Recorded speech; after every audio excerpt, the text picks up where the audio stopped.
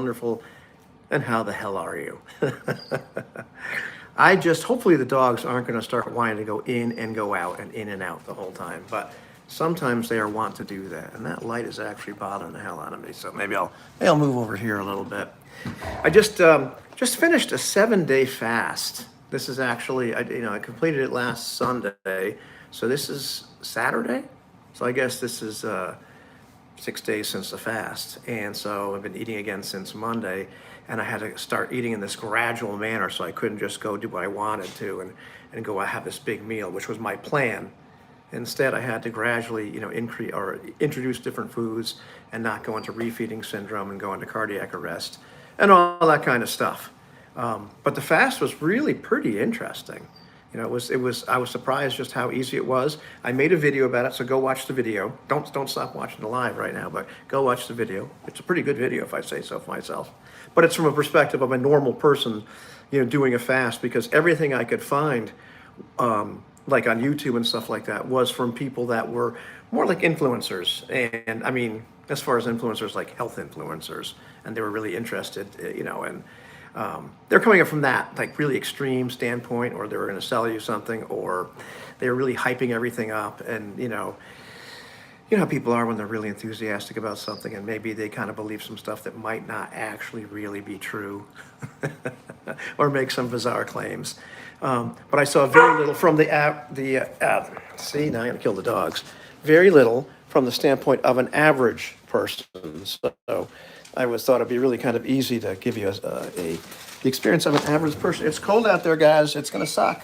They're going to be trying to come back inside eventually. Oh, well. Life with dogs. But that was a pretty cool experience. I won't recommend it for everybody, but I thought it was pretty cool.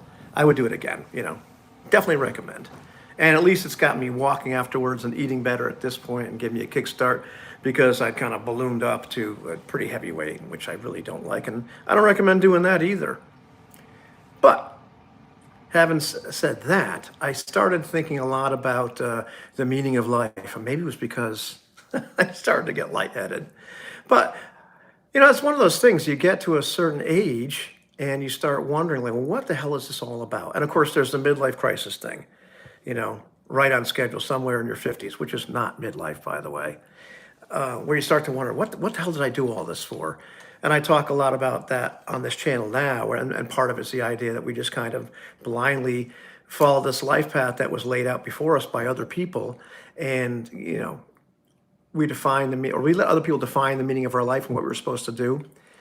But if you peel back all those layers, when you're having that moment of thinking about all this, to me, and your mileage may vary, I don't believe there's actually an inherent meaning. My belief system, is not one that I believe there's something that's been handed down to us from on high. So there, it's very Lovecraftian, Cthulhu-esque. There is no real meaning of life, and you can fall into despair, or you can be really kind of liberated by that and say, what, I can make my own meaning, and because one person's meaning is just as good as another. What does it matter? What matters is it matters to you, that you assign the value to the things that you want to assign value to. You obviously have to take some things as axiomatic, but who's to say you can't take them as axiomatic? And it's funny because very often I think to myself that if we all tend to gravitate towards the same sort of morals or the same sort of beliefs in general, don't be a dick, be kind to other people,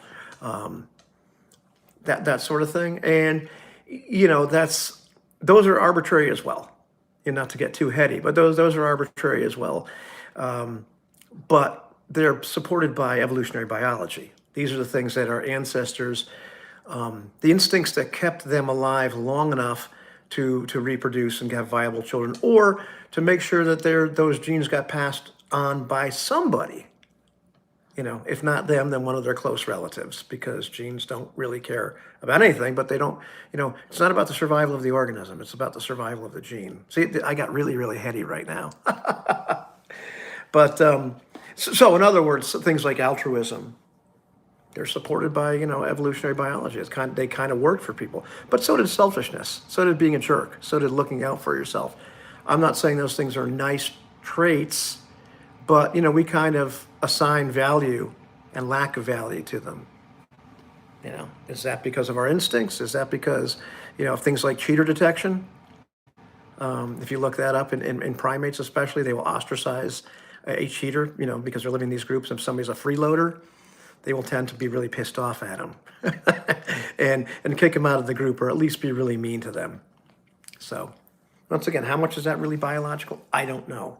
It doesn't really matter, unless you really are curious about it, and you can sit there and pontificate about it forever.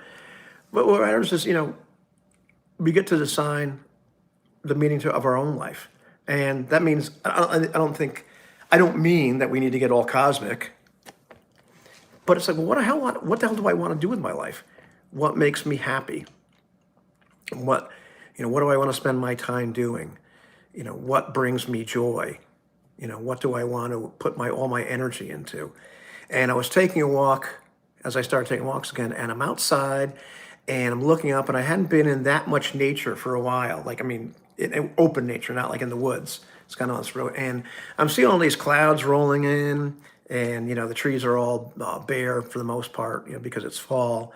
And, I love the New England weather. I love the New England weather in fall. And, there's not really houses around or anything like that. And I was like, man, I really miss this. I grew up in the woods. We, didn't have any real neighbors to speak of, and I used to spend a lot of time in the woods. The area where I grew up wasn't that built up at the time, and since then it's gotten really built up. I've been in Colorado. I didn't grow up in Colorado, but I'm in Colorado, where in Custer County, a little outside of like at least an hour away from Pueblo, over the Front Range, and it was just gorgeous out there. And I realized I'm sitting there walking, like, that's the kind of view I would want every day. That's what I'd rather be doing. Is be that much closer to nature. I know that sounds all heady and hippie-ish and all that kind of stuff, which is not me, but it just made me so much happier. It made me feel a lot more content. I'm just not a city person at all. I really hate cities. They feel incredibly oppressive to me. Yeah, they can be really neat. All the neat stuff happens there.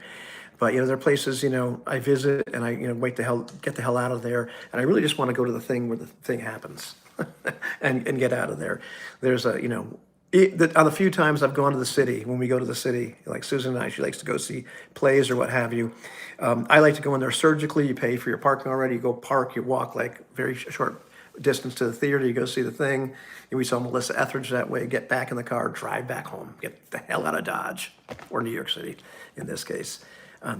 But her and her kids went there a little while ago. They invited me, but they were going to walk around for several hours. I'm like, I'd rather stick pins in my eyes than do that. I just don't like that. But man, you get me out in nature, and it's fantastic. And I don't need to be doing anything really hippy dippy and dancing around, with the flowers and all that kind of stuff.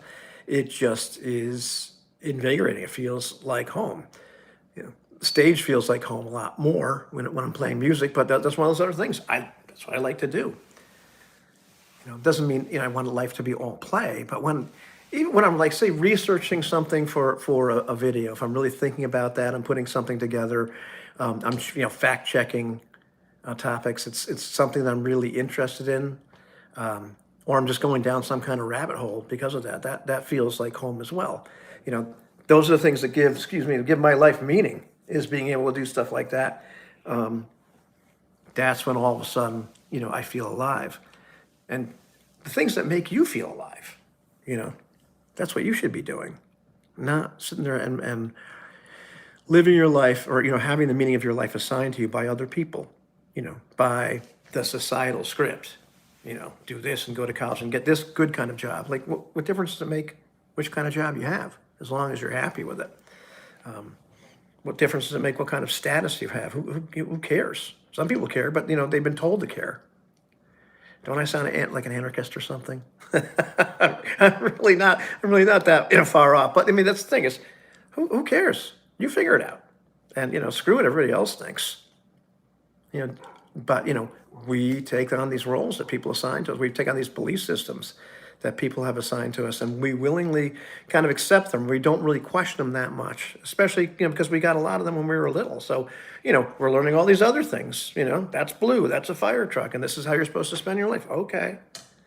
And, only later on do we say, okay, well, 2 out of 3 ain't bad. But, you know, I think they gave me some bad instructions on, how to live life. And, you know, I regret that I didn't catch on sooner. I think to myself every once in a while, and regret is, unless I have a time machine, unless you have a time machine, it doesn't, regret is kind of worthless. But, there's part of me that's ashamed that I didn't catch on sooner, that I didn't have to live the kind of life that was assigned to me by society and was assigned to me by my parents and by, just the basic narrative that I could choose something and not have to, not have to live the script. And I got married to a very aggressive, controlling woman, for my first marriage. And that's like, I was like 22 years old. And I'm married already. I had my first kid at 24. So I was following those scripts and had my life assigned to me. During my experiment with Christianity, it was the same sort of thing. Well, here's the purpose of your life, and okay, I guess so. And when you're young and you're drifting and you're not really sure, sometimes you just latch on to stuff like that. And I always felt myself struggling against it, like this can't be right.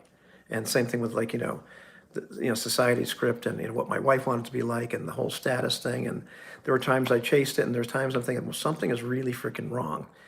And I think very often we have that feeling something is really wrong. It's our gut telling us that something's wrong. Like you're not. This isn't the place for you. This is not what you should be doing. And so I regret that I did not listen to that voice earlier, and didn't decide to do something different, to just live the life I wanted to live and not, do the things that I felt were important, rather than feeling guilty about that, thinking those were somehow less than, what I was told was important. Because there's a lot of moralizing that goes on, that you should have this kind of job, or you should, want these certain things, and you should be part of this consumer culture, and, buy this and buy that, and, all these things based upon status and hierarchical nonsense, instead of just being you. And we get to the point where we self-police because we start looking down on other people. I still catch myself doing it. To this day, I've got somebody that lives a lifestyle that's a little bit different and a little bit weirder, and every once in a while I'm saying, well, okay, that's great for them, but they should probably get a steady job or whatever, but this person's supporting themselves. But I'm thinking to myself, what are you talking about, Ivan? What do you care what this person is doing? Not your life. As long as they're not hurting themselves or hurting anybody else, what difference does it make? And man, somebody got so mad when I said that about as long as you're not hurting yourself. Who gives you the right to tell me not to hurt myself? Well, no, I'm not, go ahead, listen, you want to do it, but I think that's kind of stupid. Because I, been there, was definitely hurting myself, and it's not, it's not a great way to go. Not a great way to go. So it's kind of a cruel trick of nature or of maturity, that very often we don't start to realize just how meaningless a lot of what we've chased for most of our life really is, and what things are actually important. And yes, you can have the cliche things that are important, like your family and all that kind of stuff, but it may be something completely different. That's a great thing. We get to decide what's important. And, very often one man's trash is another man's treasure. Doesn't that sound profound? Not everybody that goes to my channel is going to like role-playing games. I don't know why not. Not everybody goes to my channel is going to like bass guitar music or whatever. But not everybody is going to like walking outside. They may like something completely different, or geeking out on science or researching stuff. Doesn't matter. It's like, what do you actually like? What does it for you? What do you want to spend your time doing? What do you want the focus of your life to be? My friend Troy talks a lot about, you see a headstone and it's got these 2 numbers on it, and those numbers don't matter. What matters is the dash. What did you do with the dash? And I've spent far too much of my dash living somebody else's script and caring about what other people thought. Whether it's just I cared about people thinking it was geeky to play role-playing games, and so I didn't mention it, or I felt like embarrassed about mentioning it, or, you know, whatever. That I said, you know what, screw this frickin' job. Right now, my job is going through all kinds of changes, and who knows whether our duties are going to expand or whether they're going to get laid off or whatever. I was just talking to one of the salespeople there. And he's been there around for a long time, but some people, above him just got laid off because they reorganized stuff. And these are people that have, given like 30 years to the company. And, it doesn't matter who you work for, they will get rid of you in a heartbeat. And, spending that much of the dash in service of, people or ideas or organizations that would drop you like a hot potato. That's tragic, and it's tragic that it takes us a long time to figure that out and to decide to do something different and live for us. And I think that's why old people get so eccentric. Not that I'm old yet. It's definitely a truism in recovery that very often the old timers get somewhat eccentric. But there, it's that they kind of become themselves and they stop giving a shit about what other people think. And a lot of times alcoholics and addicts, we're so concerned about all that kind of stuff.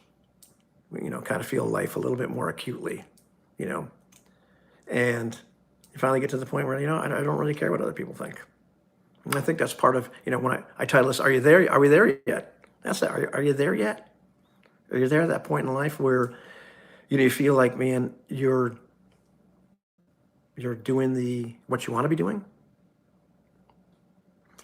And I was thinking more about like the whole relationship between, well, the thing is, a lot of times we judge ourselves based on the outcomes that we get. Where am I right now? And the results that we get. And I did some videos lately talking about the role of luck and all that. And luck is a real thing, whether you're playing a role-playing game or whether you're living life. There's parts of life and things that you do where there's a certain amount of luck involved, right place, right time. And the things that people say are luck instead, like just, you need to, preparedness and opportunity meeting and persistence, all that kind of stuff. That's not really luck. That's just, hedging the bet in your favor, loading the dice. But it doesn't guarantee, I told you the dog's right now, you let back in. But it does guarantee you're going to make it. And so that's one of the reasons that it's not a good idea to judge yourself or to place, your self-worth based upon the results you've gotten. Because, things might not have worked out for you. You might have done everything right, and you still failed. Somebody said, Jean-Luc Picard said that as well. So it made me feel better about myself. I'm in good company. You can do everything right and still fail. You can't, you can't have your self-worth attached to that. Just like if you're, some Jeff Bezos or whatnot, you can't have all of your self-worth attached to what you've accomplished because, the guy next to you did everything else the same way. And, they didn't, their venture didn't work. And they just put in as much effort. So you can't take all the credit either. There's some luck involved. Reconciling that with the idea that you should still try anyway. That's something that to me is important because, if you realize, I'm living according to somebody else's script, I don't want to do that. I want to be there, wherever there is. And it could just be losing weight, like me going on the fast, or it could be, just doing something, right? In a role-playing game, getting, having some kind of career or thing that works for you or business or successful YouTube channel. I don't give a rat's ass what it would be. Or just, better relationship, working, whatever it is, you have to put some kind of effort into that. And you have to, doing the things, having the persistence is going to hedge the bet in your favors. But the thing is, the worth isn't actually doing that in the chase or in the journey or in putting the effort in. They talk about systems over goals. And you can get yourself really torn up on the goal. Like, I'm not there yet. And it's taking too long. And instead of focusing on like, what do I need to do today in order to get closer to that goal? And you could, reduce to something really simple. Today I took a walk and today I ate sensibly. Okay. That's all I have to concentrate on, right? Today, yesterday I made a video or, whatever the hell it's going to be. And, that's important, but I believe you can't judge your worth on how much effort you put in either. Because this is a society, if I can say that, absolutely idolizes hustle and working 16 hours a day and, will shame people for not putting in, above and beyond this effort. And, it's one of the things I had to realize lately in my own life is I've got a lot of crap going on. I've got a full-time job. I've got a relationship with my girlfriend. So I have to maintain put a certain amount of time and energy towards that. It's not a chore, but it requires a certain amount of time and energy. And putting some energy towards making YouTube videos and the channel, and effort towards the stuff I have to do for the bands. I have to practice for 3 different bands today and tomorrow. And just going for the walks, trying to do the health thing, all this crap. All of a sudden you can get really overloaded with everything. And could I put even more effort into things? Yeah, but does that make me a bad person if I don't? And sometimes you're just emotionally burned out. And when you have those moments when you're burned out, I think we all encounter them. Tearing your self-image down because you just can't put in that much effort, or you won't right now because you need to take care of yourself. That's the same thing. You can't judge yourself on that either, or base your self-image on that. Your real worth is, just inherently in being you and being human. And you kind of straddle the line. I'm straddling the line there between essentialism and existentialism. Essentialism being, well, I'm just worth something because I'm a person. That's my essence. I believe that's true. And I believe that's true. And that's just an axiomatic belief of mine. I believe that's true. But then after that, your identity, or, that kind of, I'm struggling for the word, but your identity, it's what are you actually doing? It doesn't make you a better person, but it's where you're putting your effort. Where is that effort all the time? If I look at that dash, which way are you pointed? And, I discovered that for a lot of my life, I was pointed in the wrong direction. And there were times it was simply because I was caught up in active addiction. And that's where I pointed put all my effort into, because it was, it was important to me at that time. And it was something that takes your life over.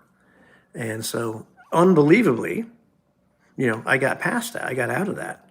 I'm never going to be not an addict. So I have to be vigilant about that. I can't get cocky. I just saw, met a guy the other day that had 10 years clean and started using again. His life went, completely nuts in less than, 10 months. So I know it would go the same way for me. But, it's also where am I putting my attention in terms of, am I going to put all my focus into work? Am I going to put all my focus into caring about what other people think about me? I'm going to put all my focus into the rat race. That's crazy. That's crazy because I've spent time doing that and it netted me nothing because it was just empty and hollow. Or am I going to put my energy and my effort into what makes me happy, into what I really actually value? And sometimes we'd be sitting around reading a damn book. I'm enjoying, what the hell is that? Confessions of a Trash Droid? Kind of a trashy novel, but it's fun. It's stupid, but I'm enjoying it. And that's part of it. Where do you want to be placing your effort? Who's to say that me reading books that I enjoy is somehow less valuable than mowing my lawn and, making sure that my yard looks, really pretty and take all the leaves and, trim all the bushes and all that kind of shit, to make, my neighbors look, Sue's mom always comes over and says, oh, you should do this, you should do that. Who's to say that that's more important than me reading a book I like, or than playing a stupid frickin' role-playing game, or going out and playing bass guitar in a band? Who's to say, that having some kind of corporate job where I'm making 6 figures and driving a BMW is somehow more important, than playing Call of Cthulhu with my friends tomorrow night? and talking to you nice people and pontificating about the meaning of life. Who's to say? You know, it's where what brings value and joy to me. You have to answer for you what brings value and joy to your life. And are you spending time there, or are you just spinning your wheels doing something else that doesn't really matter? These are the kind of things that bother me, or that I think about. Is that bleak, or is that positive? I think it's positive because, once you have that knowledge, once you have that aha moment, you can't see it, and then you're forced, well, what the hell do I do? And even if I spend my entire life like rolling the boulder uphill like Sisyphus, and it always rolls backwards, and it never really amounts to anything, will I feel better having placed my energy into that, even if it doesn't work out? Those are part of the questions I'm answering now, as I'm working on the YouTube channel or work on anything else to try to get myself out of working a 9-to-5 job. I have those questions. Like, man, what if just none of this works out? Will it be worth it? But the thing is, I enjoy doing these kind of things. It's worth it because I'm trying to get out of something that I absolutely cannot stand. And so what if it takes me till I'm 60 or 62, At 62, I'm not going to be able to retire, I'll tell you that. not the way things are going right now. And, definitely not for me personally, and the way things are going in the country economically right now. So screw that. I'd rather try. I'd rather try and fail miserably and feel good about myself because I did what was important to me than if I took the seemingly safer route and didn't try and just lived according to somebody else's script and let them assign value to my life or the meaning of my life. I'd rather choose the meaning of my own life. Wouldn't you rather choose the meaning of your own life? I hope you would. I hope you would. But yeah, I guess these are the kind of things you start to think of when you're older, and, occasionally, if you're lucky, you listen to them or you think about them when you're younger and you listen to yourself. So yeah, I do wish I had done that, but my journey has been my journey. Your journey has been your journey. So, doesn't amount to anything if we just sit there and say boo-hoo and cry over spilt milk, because we're not dead yet. So there's still time. You know what I mean? Anyhow, I think I'm going to go practice now and read a book and have some fun. Susan and the kids are away watching a play, which I did not want to go to. But yeah, I'm going to go and enjoy life a little bit. And yeah, go watch the video about the fast. It was really awesome. I might do another one. I'm not going to do another 7-day one for a while, but maybe a 3. It's pretty cool. Pretty cool. All right, how do I end the thing? Yes. Do I want to end the live stream? Yes, I do. It always